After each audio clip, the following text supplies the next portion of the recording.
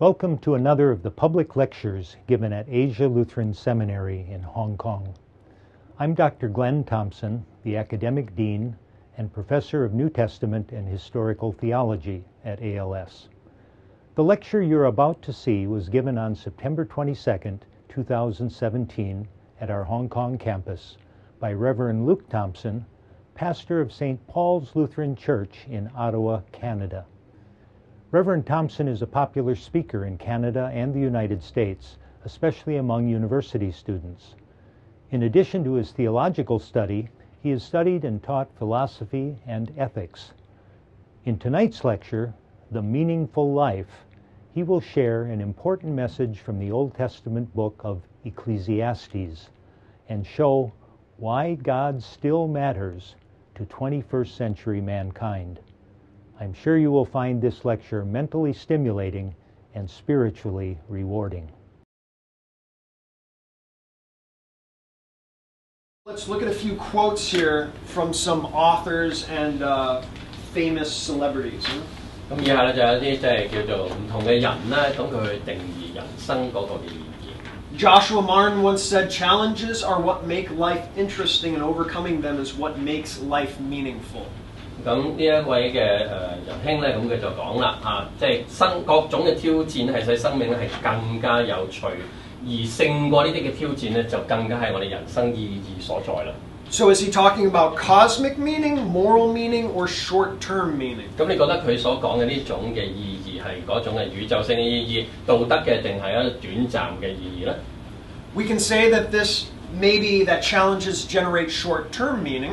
咁可能因為佢呢個挑戰嘅出現咧，就產生咗一個短暫嘅意義。 If you are going through a challenge, it might generate meaning for you, but it won't for anyone else. 你喺面對一啲挑戰嘅時候，可能呢個過程當然對你嚟講好有意義，但係對身邊嘅人嚟講就可能冇你所經驗嗰種嘅意義啦。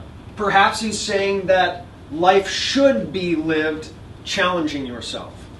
咁可能佢話啦，我哋生命根本就係要面對勝過呢啲唔同嘅挑戰嘅。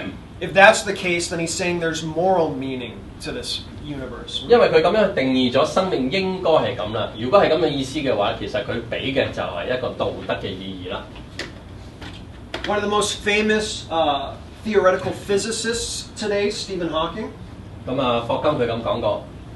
He similarly says work gives you meaning and purpose, and life is empty without it. 佢就話啦，工作咧能夠俾我哋生存嘅時候具有目的同埋意義，冇工作嘅生命咧就好虛無嘅。 So again, are we talking about cosmic, moral, or short-term meaning here? 咁你又覺得呢一句嘅説話所指向嘅係嗰個宇宙性嘅、道德性嘅定短暫嘅意義咧？ Perhaps we could be talking about short-term meaning, that when you do work, it gives you meaning in life. 咁呢個似乎應該係一個短暫嘅，因為嗰個意義喺工作嘅過程裏邊咧先呈現出嚟噶嘛。 But there's also a moral quality to this as well. 咁但係你都可以話佢包含咗一個嘅道德嘅含義喺裏邊嘅。 That if a person does not work, if someone wastes their life away just sitting in front of the television, 即係話咧，你唔做嘢真係廢嘅。 they have a meaningful life or a meaningless life. 咁就冇用啦。 But if that's what he's saying, if both of them are saying challenges and work is the way that you ought to live, 咁如果呢兩個嘅説話，呢兩個嘅人佢所講嘅就係話你應該係咁，你應該面對挑戰，你應該去工作。如果佢嘅意思係咁嘅含義嘅話，佢所表達嘅就係一個道德嘅意義啦。 remember that both of those require objective morals of some sort. 因為咧，你要有呢個道德嘅意義嘅前提咧，就係話你有一個客觀嘅道德價值判斷喺裏邊。 And so you would still need some type of cosmic explanation if you're saying that this is greater than just short-term meaning. 咁而你要講啦，工作或者啲等等呢啲有一個更高嘅深層嘅意義咧，其實你係代表咗你對呢個宇宙嗰個嘅理解咧係有一個嘅，即係你自己嘅睇法嘅。 The actor and model Rebecca Romaine. 咁呢個係一個嘅即係演員嚟，咁就話啦。 At some point, she said, "Being a mom makes me feel whole and like I understand the meaning of life." 咁當我成為母親之後咧，咁我先至明白到生命點為之係能夠完整嘅。 Now, she's absolutely correct that in relationships there is a clue to the meaning of life. 咁佢講嘅係好正確嘅，因為的而且確喺關係咧先至俾到我哋一種嘅價值。and that we can create and generate much meaning in the relationships between parents and children. 咁而我哋作父母呢個嘅身份嘅裏邊咧，其實能夠產生更多嘅意義出嚟。But if you want to say that the meaning that you have with your children is more than just short-term meaning, is more than just something that exists only for the two of you, 咁如果你話啦，我同我個仔女嗰個關係咧，係唔單止一個短暫嘅，即係話唔單止淨係我同佢之間同佢相處一齊成長嘅時候先至有意義嘅話咧， then Rebecca Romaine is going to need to tell us what the cosmic meaning of the universe is. 咁如果要呢個關係嘅意義唔單止淨係發生喺呢個嘅兩個人之間，而有一個整體或者一個超越嘅意義嘅時候咧，咁佢所描述嘅就係一個宇宙性嘅意義啦。Similarly, the writer Les Brown, 另一個嘅作者佢就講啦。he writes, life takes on meaning when you become motivated, set goals, and charge after them in an unstoppable manner. 係啦，你要不斷咧鍥而不捨咁去追求一啲嘅目的目標，咁有呢種嘅動力咧，你嘅生命咧先至係有意義㗎。Notice he says it takes on meaning. In other words, it's meaningless until you set goals and motivate yourself. 咁你見到佢嗰呢句説話裏邊講咧，佢話咁樣先才有意義，即係話你要喺呢個生命產生呢種動力，有呢種動力嘅感覺嘅時候咧，嗰個意義先至出現嘅。So again, he's talking about short-term meaning here. 咁另一個嘅例子俾我哋見到，佢講嘅都係一個短暫嘅意義嚟嘅。And finally, Thomas Merton wrote, "Love is our true destiny. We do not find the meaning of life by ourselves alone. We find it with another." 咁Thomas Merton 咧，一個天主教嘅神學家，佢就話啦，佢話愛咧就係生命一個最終嘅追求歸屬，人唔能夠獨自去尋找生命嘅意義㗎，而必須要一個嘅他者先至能夠獲得呢一個嘅關係同埋意義。 And we find something very similar, especially pop stars like to say, right, that the purpose in life is to love, right? 我哋呢句説話其實都大家都應該所數面嘅，因為好多人就包括好多嘅明星都會講咧，有愛咧，生命咧先至有價值嘅。And as soon as you say that the purpose of life is to love other human beings, 如果你話生命嗰個嘅意義就係愛身邊其他嘅人嘅話咧， you are now talking about moral meaning. You are assigning some type of objective moral law that you believe exists in the universe. 咁其實你講嘅亦都係去到一個嘅道德嘅層次啦，因為你要講嘅就係咁樣，應當咁樣咧先至有意義嘅。And in order to do that, you are going to need some type of cosmic meaning in the universe. 好啦，如果你要呢一個嘅道德意義又要係存在，又要係即係證實嘅話咧，你背後咧又要需要一個嘅宇宙性嘅意義嚟對支撐呢一個道德意義嘅。But now the problem is, of course, that Nietzsche says there is no God, and so there is no cosmic meaning to the universe. 好啦，問題你見到一個意義係一層一層咁樣遞上去噶嘛？但係如果你最後嗰層即係話嗰個嘅宇宙嘅意義係唔成立嘅話，即係因為冇上帝嘅緣故，咁其實其他嘅意義都唔會成立嘅。That we are unchained from the sun and floating in an infinite nothingness. 就好似尼采所描述嘅啦，就好似地球咧脫離咗太陽嗰個引力咧，就進入嗰個虛無嘅宇宙咁樣啦。And so if we cannot say what is right or wrong, if we cannot say what is up or down, then we can most certainly not say that this is the meaning of life. This is what we should be doing. 咁如果我哋好似嗰個甩咗繩嘅地球一樣咧，去進入呢個冇方向嘅宇宙虛無嘅狀態裏邊，冇上冇下，自然我哋人生裏邊咧亦都唔能夠談論咩叫對與錯，咁亦都唔能夠作任何意義嘅定義啦。Furthermore, as Christians, we know that life is meaningful even when we are not particularly motivated or doing much work or doing much with our lives. 對於我哋基督徒嚟講咧，咁我哋覺得相信咧，我哋嘅意義係存在嘅，縱使未必我哋有一個好實際嘅目的，我哋要去追求，又或者我哋未必咧就好忙碌咁樣去工作。We know that we do not generate meaning for ourselves primarily, but that God gives us meaning. 即係話咧，我哋嘅人生咧唔係透過我嘅工作，唔係透過我所做嘅嘢而先至產生意義，而係我呢個意義本身已經存在，而係上帝所賦予嘅。And now we are ready to talk about Solomon and Ecclesiastes. 而家先開始正題。The most famous story of Solomon is when he was a young man, God appeared to him. 咁其中一個關於所羅門嘅最出名嘅故事就係當佢年幼嘅時候，上帝向佢顯現。And God said to Solomon, "Ask me whatever you want, and I will grant it to you." 咁上帝好好啦嚇，我哋都想佢得到呢個咁樣嘅一個應許，就話你問我咩都好啦，我都會俾你嘅。Solomon was the son of King David. 我哋都知道所羅門就係大衛嘅兒子。He inherited from David the kingdom of Israel at its greatest extent at this 佢 time. 所承繼嘅大衛嘅王朝咧，正正係以色列歷史裏邊最輝煌嘅年代。He was a young man and he realized that the task ahead of him was very difficult. 咁作為一個年輕人咧，佢知道咧佢要承擔嘅嗰個挑戰係非常之巨大嘅。So out of love for his God and out of love for the people of Israel, he said, "God, give me wisdom."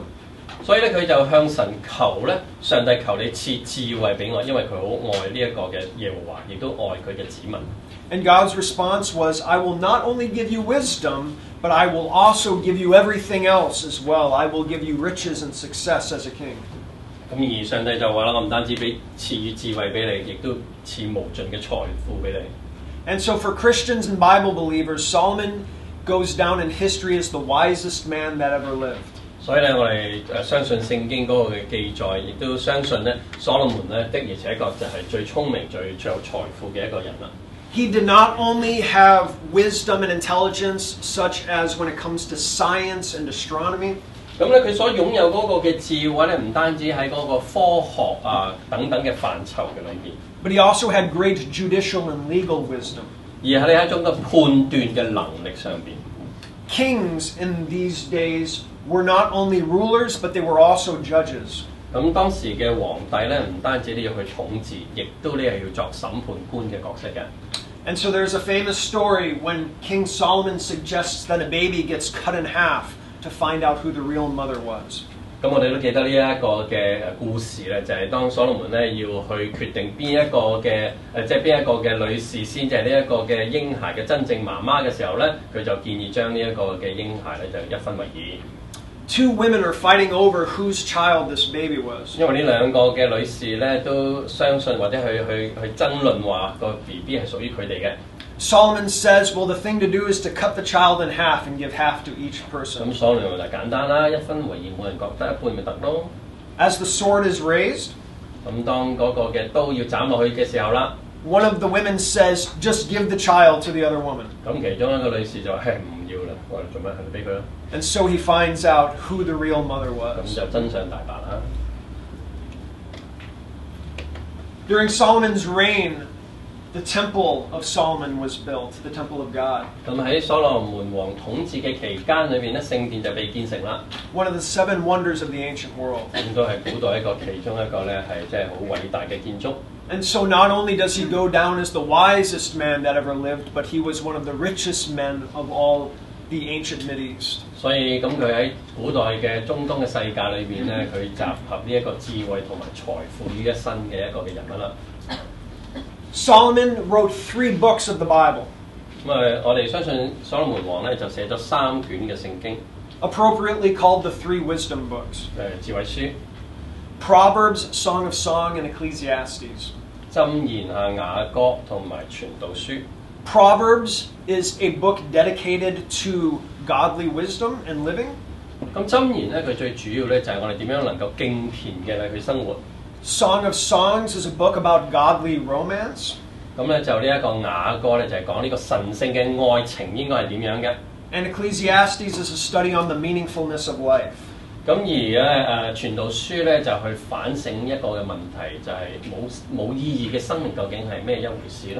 But despite the fact that Solomon was the wisest man that ever lived, 咁雖然所羅門啊就都真係好聰明，好有智慧。and despite the fact that he wrote a book called Proverbs on godly wisdom, 咁雖然佢亦都寫過即係箴言呢一本咧關於點樣敬虔生活嘅書， the Bible records that he fell into terrible idolatry.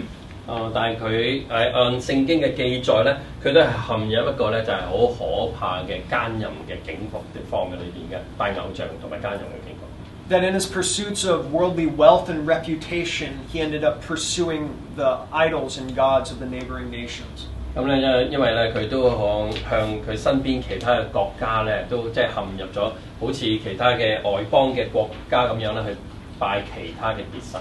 And despite the fact that Solomon wrote Song of Songs, a book on godly romance, 咁所以咧，佢寫咗呢個雅歌關於神聖嘅愛嘅一個嘅作品。He had more wives and concubines than any of the other kings of Israel. 但係咧，佢亦都咧娶咗好多嘅妃嬪。And so it is attributed to him that Ecclesiastes was written at the end of his life. 咁所以我哋都好多時咧相信咧，傳道書咧似乎係所羅門王咧晚期嘅時候佢嘅作品嚟嘅。As an old man, he looks back on his life of pursuing riches and women and empire. 咁到佢年紀老邁嘅時候咧，佢回頭一望咧，發覺佢前半生裏邊大部分嘅時間都係追逐名利、財富同埋女性。And he realizes that how much of his life had been a life of meaningless wasting. 咁而佢發現自己其實已經係浪費咗、虛度咗好多嘅光陰。And with that, we turn to the first words of his book of Ecclesiastes. 就佢喺佢傳道書第一章裏邊咧就咁樣寫啦。He identifies himself immediately, the words of the teacher, son of David, king in Jerusalem. 佢稱自己為喺耶路撒冷作王大衛嘅兒子傳道者。And immediately he says his thesis, meaningless, meaningless, says the teacher, utterly meaningless, everything is meaningless. 佢開宗明義喺佢嘅著作裏邊第一句佢就講啦，虛空嘅虛空，虛空嘅虛空，凡事都虛空。The word meaningless, the Hebrew word, is also translated elsewhere as vapor or breath. 咁咧虛空呢個字咧喺其他希伯來文裏邊咧係翻譯成好似一口氣啊，呼出嚟嘅口氣咁樣。So the idea is that this is something transitory, something that can't stay still, something that you cannot grasp, that fades. 咁咧可以想像到咧佢所講嘅虛空嘅意思咧，就係一啲嘅物件咧，佢唔能夠持久地存在嘅，好快咧就會消散㗎啦。And so he begins, everything is meaningless. 所以佢就宣稱一切咧都係虛空嘅。He says, what does man gain from all his labor at which he toils under the sun? 佢話咧，一切嘅勞碌喺佢日光之下嘅勞碌有什麼益處咧？ The most important phrase in the book of Ecclesiastes, other than the word meaningless, is the phrase under the sun. 好可能咧，傳道書裏邊咧眾多咧，我哋好記得嘅一啲嘅片語啊，就譬如最出名就虛空虛空之外咧，另一個咧就好常出現嘅就係啦，日光之下。Whenever he says something is meaningless, it's always as he is observing things under the sun. 嗱，當佢講到嗰個虛空嘅時候咧，佢好多時咧都係聯繫住另一個嘅講法，就係話事物係喺嗰個嘅日光之下。He is talking about considering the world without looking up to heaven. 咁日光之下嘅意思即係咩咧？即係話你所眼見呢一個肉體嘅世界，唔係嗰個喺以外嗰個嘅世界。It's considering the world in all of its sin and fallenness apart from God or forgetting God. 即係話你喺呢一個日光之下咧，大家可以見到、可以接觸到，亦都係一個咧充滿罪惡、離開世界嗰個天國嗰個嘅世界。And so if you forget who God is, or if you do not know God, or you are considering things apart from God, 所以如果你唔認識上帝，或者你離開上帝嘅話咧， this is what the world looks like. 世界就會變成咁樣噶啦。Generations come and generations go, but the earth remains forever. 一代一代咁樣過去咧，地咧就卻永遠長存。The sun rises and the sun sets and hurries back to where it rises. 日頭出嚟，日頭落，下歸急歸所出之地。The wind blows to the south and turns to the north. Round and round it goes, ever returning on its course. 咁風會向南去刮，又向北轉，但係咧就轉嚟轉去咁樣。All streams flow into the sea, yet the sea is never full. 我哋見到啲江河咧就往海裏邊流，但係個海唔知點解永遠都唔會滿嘅喎。To the place the streams come from, there they return again. 啲江河喺邊度嚟？就慢慢又會翻去佢嗰個原處裏邊。All things are wearisome, more than one can say. 佢就話啦，萬事都叫人煩厭，講都講唔晒。So we're often used to poets looking at nature and talking about the beauty that one finds in nature. 我哋發現咧，好多嘅詩人咧，通常咧係望見個大自然嘅時候咧，佢會作出好多嘅即係讚美嘅。But Solomon is saying the exact opposite here. 但係所羅門呢首嘅詩咧就啱相反啦。If we consider the world apart from God, if we just look at nature and consider it without considering God. 咁所以如果我哋喺一個冇上帝一個嘅心或者眼嚟去睇呢個世界呢個大自然嘅話咧 ，there's this weary monotony to it. 咁所以得到個感覺咧就係煩厭。a weariness that wears us down on our day-to-day. 會令我哋咧覺得係好沉重啊！每一日嘅生活咧都好似好煩厭咁樣啦。I was at the Non-Leon Garden earlier today. 咁今日咧我就去 They had 係咪嗰個咩啊？ and they had an exhibit there of scholars' stones. 紀念正院，冇錯。Yes. All right. And this was one of the quotes that was on one of those scholars' 咁 stones. 我哋好多舊石，咁有啲嘅刻咗啲字句，咁其中一嚿石就咁講嘅。From the Analects of Confucius. 嚟自孔子喎。Heaven has nothing to say. The seasons come and go, and animals and plants flourish. 佢話大自然咧就好似沉默無聲咁樣嘅，係咪 Yeah. ？Nothing to say 係咩？ The seasons come and go. 哦，四季咧就即係嚟嚟去去咁樣。And animals and plants flourish. 咁啲貓貓狗狗就繁殖喎。I was discussing this earlier with Samson. 但係都唔明。And the conclusion that we came to is that Confucius is talking about there being temporary beauty in nature. 咁我哋可以見到咧，孔子咧係講緊呢一切嘅事物咧，只係一個短暫嘅美麗嘅啫。But then it is gone. 咁好快就會走㗎啦。And the psalmist in Scripture talks about this as well. 咁其實咧，我哋即係呢度嘅即係傳道書或者我好多嘅人都有類似咁樣嘅諗法。That the flowers of the fields, that they bloom, but then they wither, and the wind blows them away. 就係咧啲花咧就會好茂盛咁樣會生長出嚟，但係咧好快咧一風一吹咧就會消失㗎啦。That the natural world around us shows that things are temporary and transitory and always changing. 所以我哋見到呢一個嘅自然界咧，都有一個嘅特性咧，就係短暫同埋會消失嘅。And yet, despite the fact that they are always changing, things always remain the same. 但係咧好得意喎，你見到佢好似又不斷咁轉，但係有啲嘢咧就好似永恆不變咁樣嘅。And Solomon says there's no remembrance of men of old, and even those who are yet to come will not be remembered by those who follow. 咁所以咧，所羅門佢就慨嘆啦，就係已過嘅世代咧，冇人會記得；將來嘅世代咧，人哋都唔會記住。So a major theme in Ecclesiastes is this idea of time. 咁喺傳道書裏邊咧，其中一個主題咧，就似乎好似討論到時間呢一個嘅問題。And the way we might describe it with our terminology is that over time, all short-term meaning disappears. 咁當我哋咧將時間擺入我哋呢一個嘅理解嘅裏邊咧，一切咧都會變到有時間性，即係話短暫噶啦。That the works of great men today will be forgotten in the future. 就係今日咧我哋偉人所做嘅一啲嘅工作，將來咧都變得係冇人紀念嘅。And so ultimately, time destroys all of our meaning eventually. 所以時間咧就係將呢一切消滅嘅一個嘅因素嚟嘅。So again, Solomon's point here is he is looking at things under the sun, that apart from God, the world that we live in is weary. 所以所羅門佢所講嘅咧就係喺日光之下咧，即係呢一個嘅物理嗰個嘅可見物質嘅世界裏邊，一切都係短暫嘅。當我哋離開上帝嘅時候，呢一切都冇意義。And we all experience this at times. 咁呢個都係我哋常常會經驗到嘅。When you wake up in the morning and you tell yourself it's just another day. 咁你一早起身嘅時候，你第一個感覺就係又開工啦。And you feel the weariness of life. 你就覺得好沉重、好悲慘啦。That is because you are looking at life under the sun. 咁因為你睇你嘅生命咧，都好似喺日光之下咁樣，亦係一個短暫嘅意義嘅。And you've forgotten your Creator. 咁你就忘記咗創造你嘅主啦。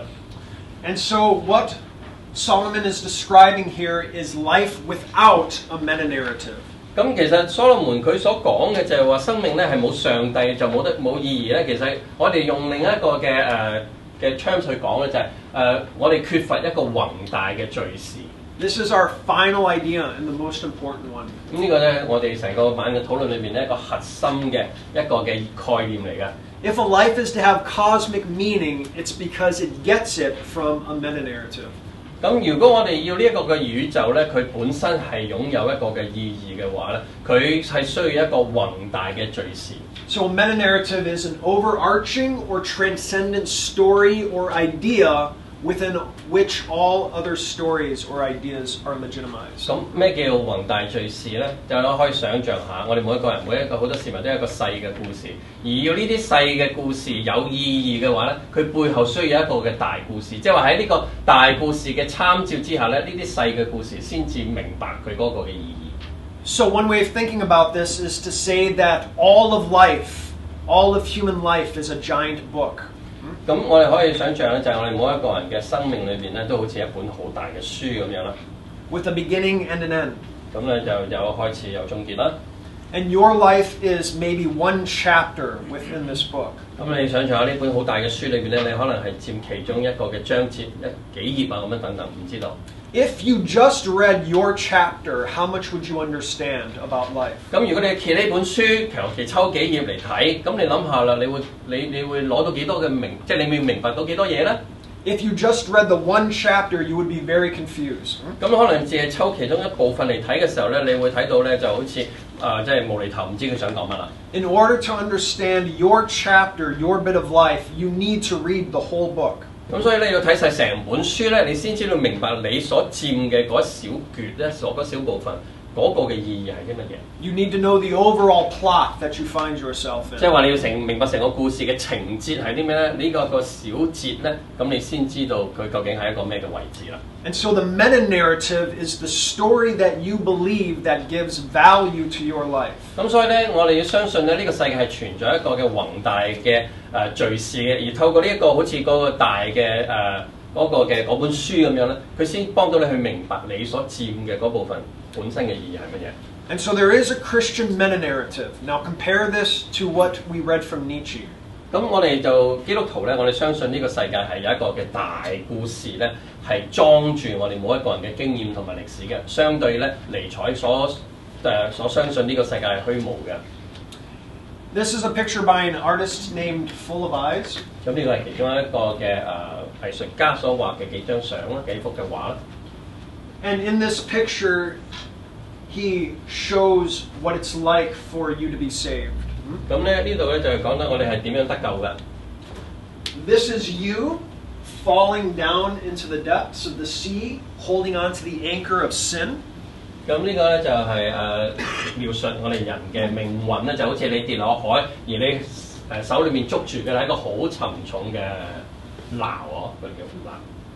If you notice, you're a corpse, right? So there's no way that you can possibly let go of that anchor or save yourself. 咁由於咧，你見到嗰個嘅即係你嗰個你咧，其實係一個嘅已經係一個屍體嚟㗎，你已經冇生命力㗎，所以你冇辦法掙脫呢一個嘅咁沉重嘅錨㗎。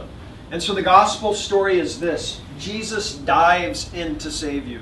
咁我哋基督教嘅福音個故事就係耶穌就跳入個海嘅裏邊。And you'll notice when he dives, he dies. 咁你當見到咧，當佢隻身體插入咗個水裏面嘅時候咧，佢變咗係一個死亡嘅喎。And then through his resurrection, he brings you back to life and saves you. 但係當佢從海上面即係好似復活咁上翻嚟嘅時候，佢又將你帶上嚟，亦都得翻一個新嘅生命。I don't know if this was the artist's intent, but when I look at it, I think Good Friday and Easter. 咁我唔知作者係咪有咁嘅含義咧？不過我睇到呢個嘅圖畫嘅時候咧，我就諗起呢一個嘅受難節啦。And so the Christian meta-narrative then, what are the elements of it? So we're going to describe now the Christian story, but as a story. 咁呢一個當然我就係講我哋嘅福音嘅內容啦。但係我哋可以想像咧，呢個就係我哋基督徒嘅一個嘅宏大嘅故事。而呢個故事包含有啲咩嘅內容咧？ So this is what Scripture teaches. The world was created for a good purpose. 咁起碼包括幾樣嘢。第一樣咧就係講啦，呢個世界嘅被創造咧係本身係具有一個美好嘅原因目的嘅。Humankind and the forces of evil rebelled against God. 而人咧就敵對上帝，係一個即係屬於係邪惡嘅力量嚟。Who are the forces of evil? 咁呢啲嘅邪惡嘅力量係咩咧？ That would be you and I in our sins. 就係我哋呢一班嘅罪人。God undid the plans of the evil rebels by sending Jesus. 咁耶穌咧，上帝咧就差遣耶穌嚟到呢個世界，將人呢啲嘅邪惡嘅工作咧就抵消咗啦。through faith, you and I are turned from enemies or the rebels into allies. 咁藉着信心咧，我哋本來與上帝為敵嘅，而家就變咗同上帝係同工。So if you believe that this is what life is, that you have been turned from an enemy of God into His ally. 好啦，如果你相信呢個就係人類嘅故事，我哋每一個人都共享嘅故事，即係話從上帝嘅敵人變成上帝嘅同工嘅話咧。Think of what this does to the way that you look at your life. 咁會對我哋嘅生命會有啲咩嘅含義呢？ All of life is infused with epic meaning, as God has purposed all things toward His goal of vanquishing evil. 我哋嘅生命嗰個意義咧，就有一個新嘅角度啦。我哋相信我哋嘅生命咧係被呼召嘅，而上帝會將唔同嘅事物係互相嘅效力咧，使到咧嗰個嘅邪惡嘅世界咧係會被消滅。So when you are sharing the gospel with a friend or family member, 咁當我哋同身邊嘅人傳福音嘅時候咧， that is not some isolated event. 咁呢個唔係一個獨立嘅事件嚟嘅。But that is the role that you are playing in the overarching story of God's salvation. 其實我哋喺呢一個大嘅故事裏邊咧，我哋係扮演緊其中一個嘅角色。That is you operating as an ally of God for the forces of good against the forces of evil. 即係話咧，你同好多其他嘅基督徒一齊咧，就係成為咗上帝嘅同工，就係一同嘅咧去對待呢一個嘅邪惡啦。And so everything that we do in life takes on this meaning or context. 以至到咧，我哋生命裏邊咧就能夠去接受咗、賦予咗呢一個新嘅意義同埋目的啦。And so whether or not as a Christian you realize this, your Christian belief affects everything that you believe and do. 咁所以無論係咪基督徒都好咧，你明白基督教嘅信仰咧，其實係會對你生命嘅唔同嘅部分都會產生一個好大嘅影響嘅。This is because your faith gives you this meta-narrative. 因為其實你嘅信仰係賦予咗一個宏大嘅敘事，一個嘅故事俾咗你嘅人生。The Bible gives you this meta-narrative. 就係聖經裏邊嗰個故事啦。Now again, imagine life without this meta-narrative. 咁如果你嘅生命係離開咗呢個嘅大故事咧， The 20th century philosopher Jean-François Lyotard, 咁呢一個20世紀嘅一個好出名嘅哲學家， he is famous for being a pillar in the postmodern movement. 咁咧佢差唔多咧係睇為呢個後現代嘅一個嘅重心人物。And notice how he defines postmodernism. He says, I define postmodernism as incredulity toward meta-narratives. 咁佢定義呢個後現代其實係一個咩嘅時代咧？就係一個對於有呢個宏大故事嘅存在咧，佢係非常之質疑嘅啫，唔相信呢個世界喺人生裏面有一個大故事。In other words, postmodernism is the philosophy of doubting that there are in fact meta-narratives. 咁所以咧，佢哋就否定咧，去懷疑係咪真係有呢個故事，即係呢個宏大嘅故事存在嘅咧？ And so if there is no meta-narrative, then along with that goes everything that's rooted in meta-narratives. 咁如果冇咗呢個宏大嘅故事咧，就差唔多我哋嘅人生就冇一個嘅根基礎啦。You can no longer believe that the world was created for a good purpose because there's no story for that idea to be in anymore. 如果係咁嘅話咧，你唔需要相信呢個世界咧被造有一個美好嘅目的，因為冇一個咁樣嘅導演，冇一個咁樣嘅作者喺後邊寫呢個故仔嘅。You can no longer talk about good and evil because there's no meta-narrative that gives that belief any substance. 咁你哋都唔可以討論咩叫對錯良善或者係邪惡啦，因為亦都同樣冇一個咁樣嘅作者喺度寫後邊嘅故事，幫你去決定咩係對錯㗎。You can no longer talk about doing the right thing or doing the wrong thing because again there's no story to tell you what the right or the wrong thing is. 係啦，因為咩叫啱咩叫錯咧？我哋好多時從細到大咧都係由故事咧去透過故事嚟對學習嘅。如果冇呢一個肯定嘅故事幫助我哋嘅時候，我哋自己就失去咗呢一個對錯嘅方向啦。One excellent example of this is Stephen Sondheim's musical Into the Woods. 咁就一個嘅迪士尼嘅即係卡通片唔知咩有一個咁嘅故事啦。Somehow this got turned into a Disney musical. 後來變成咗迪士尼嗰啲嘅音樂劇。And when we are done analyzing it, you will be horrified. 咁如果我哋睇下佢嘅內容咧，可能會令大家吃驚嘅。So the play Into the Woods is about fairy tales. 咁呢個固然係一個即係幻想嘅故事啦。There is a narrator in the first act of the play that tells a major story. 咁喺呢一個嘅劇嘅裏邊咧，喺第一幕裏邊咧，背後咧就係有一個嘅講故事人，一個敘事者咧喺度講呢個嘅內容出嚟嘅。In this major story, he weaves together many well-known Western folk tales. 咁咧喺呢個敘事裏面咧，佢就將好多西方咧好即係大家都好熟悉嘅一啲嘅故事咧，就即係交織而成，組合起上嚟啦。So there are good princes saving princesses. 咁就係我哋耳熟能詳嘅嚇，啲王子會拯救嗰啲嘅公主啊。There is a battle to try to undo the work of a witch. 咁就會有人咧去嘗試同個女巫咧嚟到去作戰啦。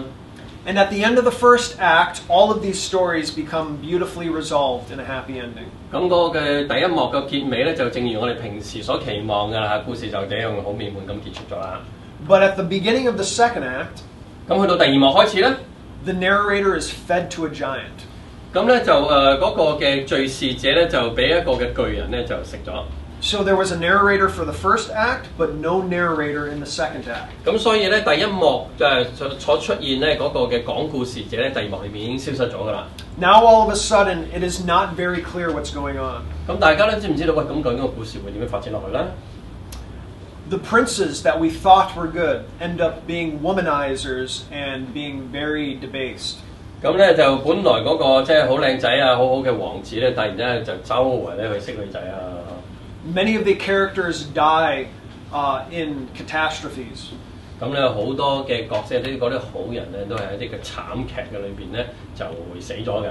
And there's an overwhelming sense of confusion, and it ends in confusion.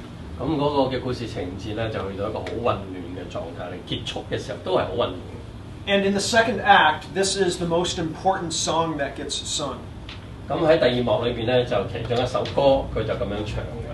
Mother cannot guide you, now you're on your own. Only me beside you that should be. Still you're not alone. Can sing? I don't know. 咁佢大概意思嘅就即係而家作為母親嘅已經唔能夠再教導你啦，咁你要自己搞掂啦，因為唯有你裏邊嗰個嘅我先決定到你係要點樣做，但係你唔係得你係咁啊，即係你唔係孤單嘅，人人都係咁樣嘅啫。You can sing it. Everybody. That's right. Everybody makes one another's terrible mistakes. Witches can be right, giants can be good. You decide what's right, you decide what's good. 咁嗰個結束咧，嗰個內容咧，同我哋平時睇嗰啲故事嗰個期望就好唔同啦。佢就話啦，其實人人都會犯一啲好傻嘅錯誤嘅。女巫裏邊都有時會做啱嘅喎，嗰啲好似好兇惡嘅巨人咧，有啲都幾好人嘅喎。其實最終決定對與錯嘅咧係你自己。So to a student of 20th century philosophy, it is very clear what's going on in this play. 咁如果你作為一個20世紀嘅哲學嘅一個嘅學生咧，其實個現象就係咁樣啦。When the narrator gets swallowed by a giant, we are now talking about a world in which there is no meta-narrative. 就好似嗰幕劇咧，嗰個嘅敘事者嗰個講故事嘅，俾個巨人食咗之後咧，成個故事咧就失去咗方向啦。There is now no voice outside the story telling a story. 咁即係話喺嗰個劇嗰啲嘅角色嘅以外咧，冇一個嘅外在嘅一個嘅敘事者咧嚟到去引導個故事應該點樣去發展嘅。And as soon as that narrator disappears, as soon as the meta-narrative disappears, 咁而當呢個敘事者退場之後咧， now there is no sense of objectivity anymore. 咁已經冇一個必然故事要發展嘅方向，冇一個客觀性喺度啦。And so Sondheim is describing the world in which he believes we live in the woods. 咁所以透過呢首歌或者呢幕劇裏邊咧，嗰個作者其實就係表示佢對呢個世界嘅理解就係咁樣噶啦。A world where deciding what is right or what is wrong is your own relative decision. 咁呢個世界嘅對與錯、善與惡係你個人嘅決定嚟嘅。You no longer have the wisdom of your elders to lean on. 你喺你以外咧，冇其他嘅人或者你嘅長者啊、前輩啊，會去指導你嘅。The things that you were taught were right or wrong can now be redefined. 咁過往裏邊你所聽過翻關於對與錯嗰個理解，你係可以重新嘅定義嘅。And ultimately, you are on your own. You still have each other. You're not literally alone in this world, but you are on your own for trying to determine where to go. 咁所以咧喺你喺呢個世界存在嘅時候，你既係孤單嘅，但係你都係同人一齊嘅。孤單意思係你自己做決定，同人一齊嘅意思就係大家都一齊各自嘅為佢自己人生作決定。This is reflected in other areas of pop culture. 咁呢一個咁樣嘅現象或者咁嘅概念咧，喺另一套電影嗰度電視劇裏邊咧都反映出嚟嘅。The creator of the most popular TV show in the United States right now, George R.R. Martin. 咁呢個喺美國可能而家係最當時得令嘅一個嘅編劇，就寫咗呢個《權力遊戲》。He created a fantastic world, but despite it being a fantastic world, reflected his atheistic view of this world. 喺嗰個嘅故事嘅裏邊咧，佢雖然咧就將呢個世界好似描述得好美好，但係咧裏邊嘅嗰個人物咧，卻係即係將呢個嘅美好嘅世界咧，係將佢反轉咗嘅。In this scene, this young girl is named Arya. 咁呢一幕劇咧，嗰個主角啊，呢個女仔嚟叫 Arya。In the book series, Arya is a girl that you watch as her world gets turned upside down. 咁呢個嘅女仔佢經歷咗咧，佢嗰個所身處嘅世界咧，就好似有一個好翻天覆地嘅改變啦。Where the constant evils of this world wear away her character. 咁就佢被呢一個世界咧好多嗰啲嘅壞嘅人咧影響咗咧，佢本來良善嗰個嘅特性咧，都慢慢係消失咗啦。And turns her into a pessimist. Yeah, someone pessimistic. Yeah, sees the worst of everything. Is skeptical about the future. Okay, 即係變成一個悲觀主義者。So here, Arya is talking to a man that's dying, but is trying to stay alive. 咁咧就故事咧就講到 Arya 咧就遇到一個喺打仗嘅時候咧，即係差唔多垂死嘅一個人啦。And it's clear the man's about to die, so she says, "So why go on?" 咁好明顯呢個人咧應該唔捱得好耐，應該都好快就死啊！佢就同呢一個垂死嘅人就講啦：你仲撐落去為咩啊？ And the best the man can say is habit. 習慣係咁啦，人人都係咁嘅啦，習慣。Arya responds, "Nothing can be worse than this." 咁 Arya 就講啦：你而家嘅境況真係衰到冇得再衰㗎喎。Maybe nothing is worse than this, he responds. 咁佢就講啦，可能當我死咗嘅時候咧，即係乜都冇晒嘅時候咧，可能比而家咪仲差，即係未必係對到最差嘅。死咗之後可能仲差啦。So he's saying maybe being dead is worse than trying to stay alive. 咁佢所講嘅即係我點解要繼續堅持落去？因為可能死亡係比而家係更差咧。But being dead in an atheistic world means simply experiencing nothing.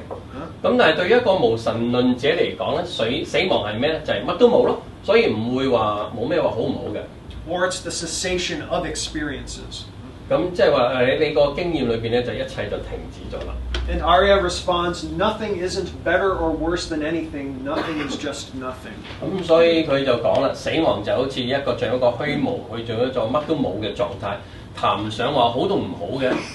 So in other words, there is no value after death.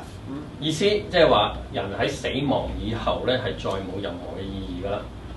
And so the atheistic world that Martin creates here. 咁我哋見到咧呢一個即係無神論者所創建嘅呢個世界觀就係咁樣噶啦。It's a world where values ultimately disappear. 即係話當中嘅價值咧係會最終係會消失嘅。And if there is no values in the next life, then ultimately there are no values in this life either. 如果我哋想像喺死後之後係冇意義嘅話，其實你可以推返上前邊，你而家人生存着嘅都冇乜意義嘅啫。And that's reflected in the work in general. 咁所以我哋喺見到有好多嘅作品裏面咧，都反映咗呢一種咁樣嘅心態。So at this point, you might be saying, well, this is just philosophers thinking. 咁你可能而家講即係到目前為止，我哋嘅討論都係一啲哲學嘅思想嚟啫。That there's no way to tell whether or not this actually has any real value in life. 咁我哋好難講究竟我生命有冇一個真實嘅意義。 By way of analogy, I got one more illustration here. 我哋可以睇多一個嘅個案。 This is a quote from a book called The Biology of Desire, 咁啊，呢一個嘅係嚟自一本書，我哋就抽一部分出嚟啊。 which is a scientific treatment on addiction. 咁係用一個比較科學嘅方式嚟到去探討呢一個上癮性嘅行為。 And I came across this quote within it. 咁就其中一部分我就抽咗出嚟咁樣講。 So it is about a study that's being conducted in 係 Canada. 關於一個咧喺加拿大所做嘅一個嘅研究嚟嘅。 Michael Chandler and his associates at the University of British Columbia canvassed native communities through much of Western Canada. What struck them almost immediately was the astounding suicide rate among teenagers, 500 to 800 times the national average, infecting many of these communities. But not all of them. Some native communities reported a low of 0, true for 6 tribal councils, to a high of 633 suicides per 100,000. That's a lot. What could possibly make the difference between places where teens had nothing to live for and those where teens had nothing to die for? 好，咁呢一個係一個嘅研究，一個即係社會科學嘅研究裏邊咧，個大學嘅一班嘅研究人員咧，佢就以一啲嘅部落嘅群眾咧作為一個嘅對象。咁佢發現一個好特別嘅現象咧，就係、有一啲嘅部落咧，佢個年青人嘅自殺率咧係超高嘅，就係、比起平均數字係高講緊係500到800倍喎。譬如大概其中一個嘅個案就講啦，喺10萬人裏邊咧有600幾個人自殺嘅，600幾個人自殺。但係咧呢個嘅現象，即係我哋個高自殺呢個現象咧，又唔係話即係普遍性得咁緊要嘅，只係發現喺一啲族群嘅裏邊。其他一啲咧，其實個自殺率都係好低嘅，所以好似反映咗有啲人就好想死，有啲人就點解唔需要死咁樣。The researchers began talking to the kids. They collected stories. They asked teens to talk about their lives, about their goals, and about their futures. What they found was that young people from the high suicide communities didn't have stories to tell. They were incapable of talking about their lives in any coherent, organized way. They had no clear sense of their past, their childhood, and the generations preceding them. 咁嗰個研究嘅方式咧就係咁樣，佢就訪問嗰啲嘅少年人啦，就問佢哋，而同佢哋講關於佢哋人生嘅故事，即係講下佢哋嘅成長啊等等。咁佢哋發現咧有一個嘅現象係好明顯嘅，就係嗰啲嚟自高自殺率嘅部落嘅年青人咧，你問關於佢哋嘅人生啊故事嘅時候嘅，佢哋講唔到嘅，好似咧即係斷斷續續嘅，唔能夠咧將佢嘅人生咧係好連貫有系統咁樣去重複出嚟嘅。And their attempts to outline possible futures were empty of form and meaning. Unlike the other children, they could not see their lives as narratives, as stories.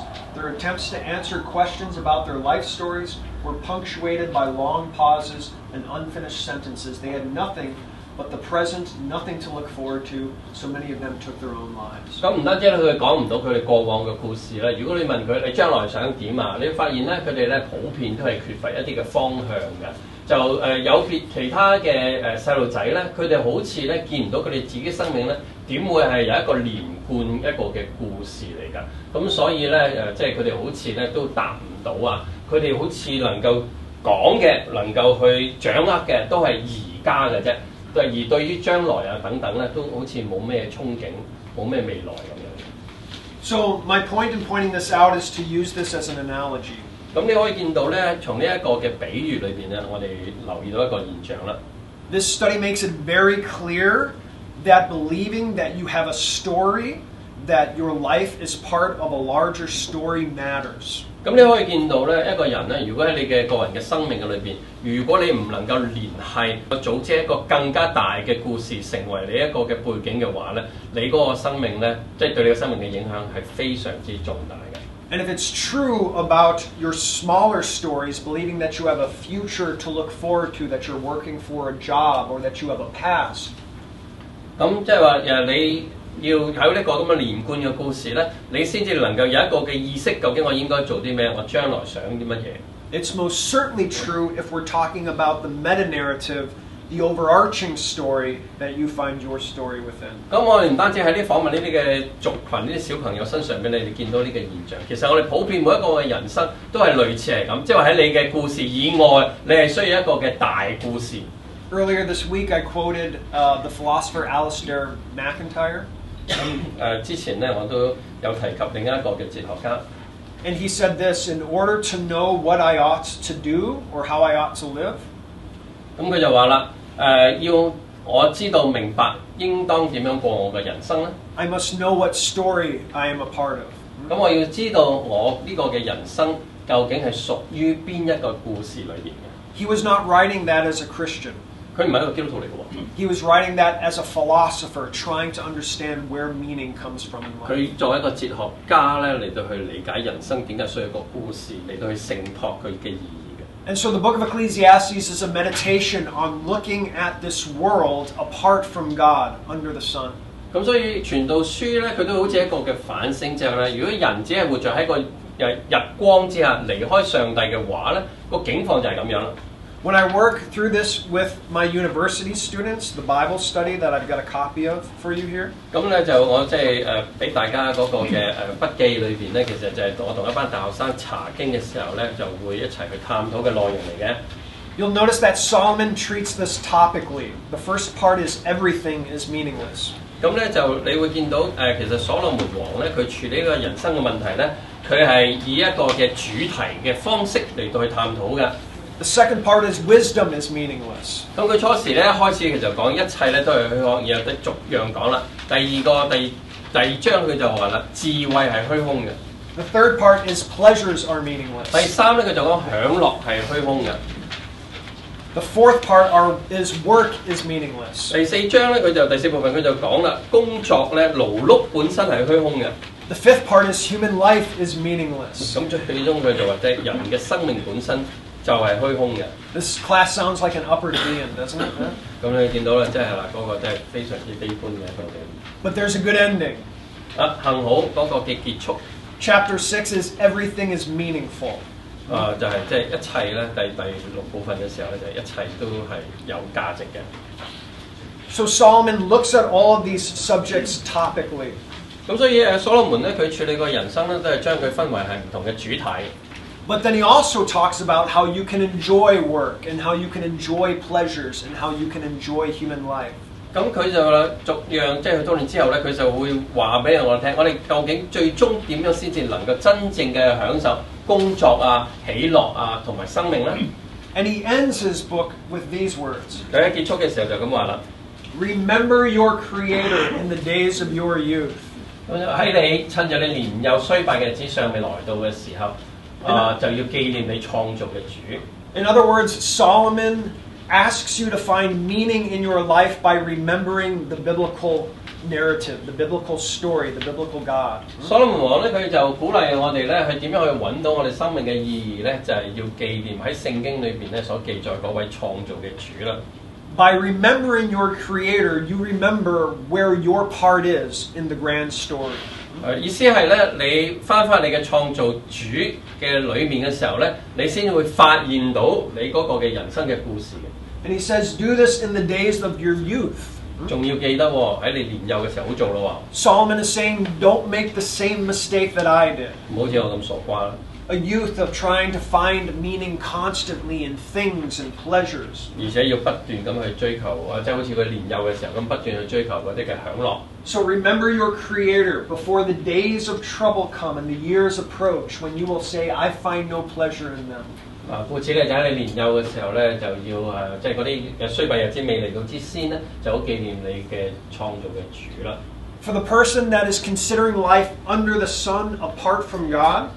咁所羅門咧，佢理解咧，即係如果人生活喺日光之下離開上帝嘅話咧 ，He cannot explain the sufferings in this world. This world is just meaningless in its pain and sorrows. 佢所經驗嘅世界同埋人生咧，只係不斷嘅痛苦咧，係冇得解釋嘅。But the Christian can put a context to that pain and sorrow that we go through. 好啦，基督徒咧唔係話冇呢啲嘅痛苦苦難喎，而係呢啲嘅痛苦同埋苦難咧，會係有一個嘅大故事咧，作為佢嘅背景，讓我哋去理解嘅。For the Christian, we know that our sufferings are just a passing shadow. 咁我哋明白呢啲嘅苦難咧，就係終有一日會過去嘅。We know that this is a story that has a good ending. 個故事會有一個美好嘅結局。And so he says, remember your Creator before the sun and the light and the moon and the stars grow dark. 唔好等到咧日頭光明月亮咧星宿變為黑暗，雲彩收回嘅時候咧，喺呢啲嘅時間之前，你就要記念你嘅主啦。And the clouds return after the rain. 就係啲雨後嘅雲彩返回嘅時候。When the keepers of the house tremble and the strong men stoop. 當我哋守房屋嘅發顫，有力嘅屈身。When the grinders cease because they are few, and those looking through the windows grow dim. 推磨嘅稀少就止息，喺窗戶往外看嘅都昏暗。When the doors to the street are closed and the sound of grinding fades. 街門咧都關閉啦，推磨嘅響聲慢慢就變得微小。When men rise up at the sound of birds, but all their songs grow faint. 最咧叫人就起嚟，但係唱歌嘅女子就衰微啦。When men are afraid of heights and of dangers in the streets. 人怕高處，路上有驚慌。When the almond tree blossoms and the grasshopper drags himself along, and desire no longer is stirred. 杏樹開花，蚱蜢成為重擔，人所願的也都廢掉。Then man goes to his eternal home, and mourners go about the streets. 因為人呢就歸他永遠嘅家，追喪嘅在街上往來。Now all has been heard. Here is the conclusion of the matter. Fear God and keep His commandments, for this is the duty of all mankind. 咁呢啲事我哋都聽見咗啦，希望你明白整體嘅意思就係我哋要敬畏神，緊守佢嘅誡命，呢個係人所當盡嘅本分。For God will bring every deed into judgment, including every hidden thing, whether it is good or evil. 因為人所做嘅事，連一切隱藏嘅事，無論是善是惡，神都必審問。The idea of fearing God is far more than just trembling at someone. 我哋知道敬畏神咧，唔係話你遇見神嘅時候咧，你會好騰雞嗰個意思。The writer C.S. Lewis described Jesus as a lion. C.S. Lewis 咧喺佢嘅作品裏邊咧，佢將耶穌咧就描繪成好似一隻獅子一樣。There is a scene when some of the children in his story are asking about this lion that they are going to meet. 咁咧就喺佢嘅書個故事裏邊咧，就喺呢個小朋友咧就去問及關於呢啲獅子，佢哋將會遇到嘅獅子嘅時候，佢就咁樣問。And he is being described as great and powerful and terrifying. 咁佢咧就描述咧呢啲嘅獅子咧係好大隻嘅，好有能力嘅，令人咧係畏懼嘅。And the children ask, is he a tame lion? 咁咧啲小朋友問啦，佢係咪一隻馴服咗、被馴服嘅獅子咧？ And the response is, of course he's not tame. 咁個回答就係、當然佢唔係一個好乖順嘅獅子啦， But he's good. 佢係只係善良啫。That is the type of fear that we have for our God. 我哋對上帝嗰種嘅敬畏咧，應當都係咁樣嘅。As Christians, we understand that this is the creator of the universe. 因為我哋知道我所面對嘅係呢個創造宇宙嘅主， That he is all-powerful. 因為佢可以滿有能力嘅。And that creating this good world, that through our sins we have destroyed it. 咁佢建立呢一個美好嘅世界，只不過係透過我哋嘅罪咧，我哋就不斷咧喺度破壞佢。He desires to judge sin and the sinner. 所以佢就定義咧要去審判罪同埋罪人啦。But we know that he is also good. 但係我哋知道咧，佢係善良嘅。That while at the same time being entirely just, 咁同一時間佢係完全嘅公義， he is entirely loving. 亦都係完全嘅愛。And so he sent Jesus to die for our sins. 以至咧佢差耶穌嚟為我哋嘅罪咧死。That Solomon tells us to remember in our youth. 所羅門咧要我哋記住嗰個嘅創造者咧，就係一個咁樣嘅創造者啦。This is the God that we fear and who we desire to keep His commandments. 就係我哋所敬畏嘅對象，因此咧我哋會緊守佢嘅誡命。And as Christians now, looking back in a way that Solomon was not able to. 咁我哋咧而家所基督徒咧處一個咧比所羅門咧係更好嘅位置。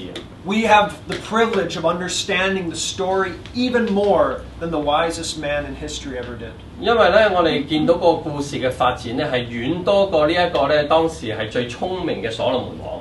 We can understand our meta-narrative with the Gospels as well. 因為福音咧已經將呢個宏大嘅故事整全嘅咧，同我哋去宣佈咗啦。And so it's proper that we end with the words of Jesus to help contextualize our lives. 咁呢一個嘅耶穌喺佢臨別嘅時候呢一番嘅説話咧，亦都成為我哋生命意義咧個背後嗰個嘅處境。Think of what this means for who you are. 想一想呢段經文其實話俾我哋聽，我哋究竟係一班咩嘅人咧？ About the choices you make and about the life that you choose to live. 點樣影響我哋喺生命裏邊所作嘅決定，同埋點樣過我哋嘅生活咧？ This is what Jesus said to his disciples, but he is also saying it to you. 呢番係耶穌對門徒，亦都係對我哋每一個人所講嘅説話。He says, I no longer call you servants. 耶穌話：以後我不再稱你們為僕人， Because a servant does not know his master's business. 因為僕人不知道主人所作的事。 You know the business of Jesus. 你知道耶穌佢做緊啲乜嘢嘅？ Instead, I have called you friends. 而我稱你哋係朋友， For everything that I learned from my Father, I have made known to you. 因為我從我父所聽見嘅已經都告訴你們了。 And here's the greatest part. 最重要嗰部分嚟啦， You did not choose me, 唔係你揀選咗我， but I chose you 而係我揀選咗你哋， and appointed you to go and bear fruit, fruit that will last. 並且咧分派你們去結果子，叫你哋嘅果子常存。 The most beautiful part of the Christian meta-narrative 基督徒咧所擁有呢個宏大敘事最美麗嘅部分咧， is that you do not have to depend on you making your life meaningful. 就係你唔需要靠你自己嘅努力而賦予你生命一個嘅意義。 Your God makes your life meaningful. 而上帝喺創造你嘅時候咧，已經俾咗呢一個意義你啦。 Your life has the value of God's own Son. 嗰個價值咧係由耶穌嗰個嘅生命咧係賦予俾你嘅。 And we know that because he paid for your life. 而呢個價值喺邊度嚟嘅咧？就係佢付上嗰個嘅代價，就係你嘅價值啦。 With his life. And then he has chosen you to be brought into his family. 而且佢揀選咗你咧，進入佢呢一個嘅家庭嘅裏邊。 And if he has chosen you to be brought into his family, then through the Holy Spirit, he creates the good works that you will do in your life. 咁由於佢已經係收納你咧，成為佢家庭嘅成員一部分咧，而藉着聖靈咧嘅能力，佢都會喺你身上邊咧作成咧各樣嘅善功。 Everything in life you do has meaning. 要咧我哋所做嘅一切咧，都有一個新嘅意義。 It has meaning understood within the context of the law and gospel of Scripture. 嗰個嘅意義咧，就係喺聖經裏邊嗰個嘅律法同埋福音咧係賦予嘅。 And so Solomon bids you to remember your Creator.